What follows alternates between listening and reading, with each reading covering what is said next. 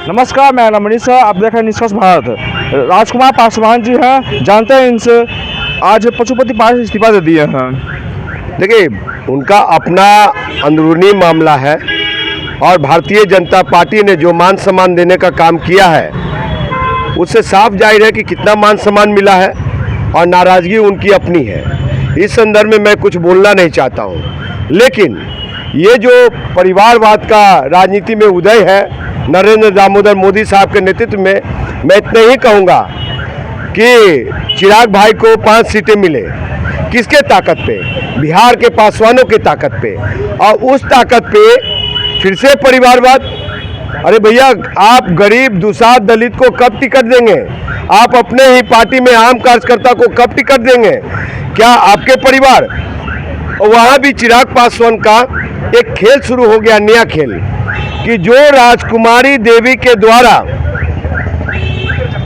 मतलब कि राजकुमारी देवी के जो दामाद थे, वो दामाद को अब ये अनदेखी कर रहे हैं, उनको साइडलाइन। और जो रीना पासवान के दामाद है या चिराग पासवान के बहनोई है, उनको अब सर का ताज दिया जा रहा है। ये सूत्रों के हवाले से मुझे पता चला है कि जमुई सीट से अपने बहनोई साहब को, दामाद साहब को ये टिकट देने जा रहे हैं। अच्छा, महागठबंधन में तो जाति परिवारवाद हो रहा है। वही तो मैं आ रहा था कि नरेंद्र दामोदर मोदी साहब हर एक मंचों से कहते हैं, भाइयों बहनों, बिहार में परिवारवाद चरम सीमा पे है, उत्तर प्रदेश में परिवारवाद चरम सीमा पे है।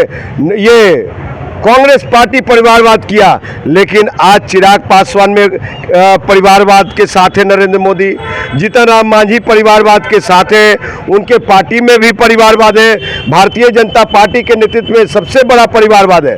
लेकिन वो नहीं, आपको बता दूं कि नरेंद्र मोदी साहब जब विजय रथ के लिए जमुई में चिराग जी के बहनोई साहब को, रीना पासवान जी के दामाद साहब को विजय रथ का माला पहनाने जाएंगे, तो ये बताइए उस समय मोदी जी का हाथ नहीं कांपेगा क्या?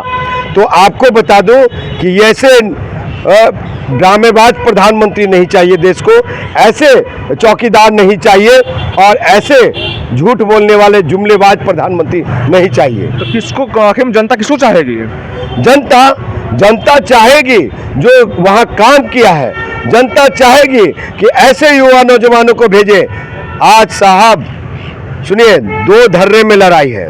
लड़ाई कौन सी है? मुझे स्वर्णों से नफरत नहीं है, मुझे ऊंची जाति से नहीं, जो असली भगवान राम है उनसे मुझे नफरत है, लेकिन नकली रामवाद से मुझे नफरत है। और नरेंद्र मोदी नकली रामवाद को बढ़ावा दे रहे हैं। एक तरफ रामवाद की लड़ाई है, दूसरी तरफ संविधान बचाने की लड़ाई है, आरक्षण बचाने की लड़ाई है, गरीब शोषित वंचितों के अधिकार जो छीने जाएंगे। आपको चिराग पासवान किसके हाथों को मजबूत कर रहे हैं? नरेंद्र मोदी के हाथों को। जो नरेंद्र मोदी 400 के पार होने के बाद संविधान को कमजोर करेगा, बदल देगा, वो नरेंद्र मोदी जो आरक्षण को समाप्त कर देगा, वो नरेंद्र मोदी जो युवा नौजवान बेरोजगार है उनको ज़्यादा से ज़्यादा रोजगार नहीं दे पाए 10 साल में, आगे और नहीं मिलेगा। तो वो हिटलर प्रधानमंत्री, अंबानी अडानी के प्रधानमंत्री को बाहर का रास्ता दिखाना है। 2024 के इस लोकसभा चुनाव में, इस दंगल में नरेंद्र मोदी को 400 के पार नहीं जाने देना है और उनको रोक करके गुजरात भेजना है, नहीं तो राम मंदिर अयोध्या में घंटा बजाने के लिए भेजना होगा। क्या उनके खिलाफ में आप खड़ा हो रहे हैं क्या? मैं देखिए, प्रधानमंत्री वाली वाराणसी मेरा सीट नहीं है, हमारा सीट है हाजीपुर लोकसभा। और हाजीपुर में मोदी के हनुमान को हरा दिए तो समझिए मोदी को हरा दिया। तो मैं हाजीपुर में भाई चिराग पासवान को 1 लाख वोट से हराएंगे, 1 लाख वोट से, और उनके बहनोई साहब 2.5 लाख वोट से हारेगा। जमुई की जनता ढूंढ रही है। अब पहले तो चिराग को ढूंढ रहे थे, अब चिराग और बहनोई साहब को ढूंढ रहे हैं कि कहाँ है, इंतजार कर रहे हैं। तो ये हालात है साहब, ये परिवारवाद नहीं चलेगा। मोदी को जाना होगा, संघ विरोधी पार्टी को जाना होगा, नागपुरी संघी दलित चिराग पासवान को भगाना होगा, पंजाब भेजना होगा।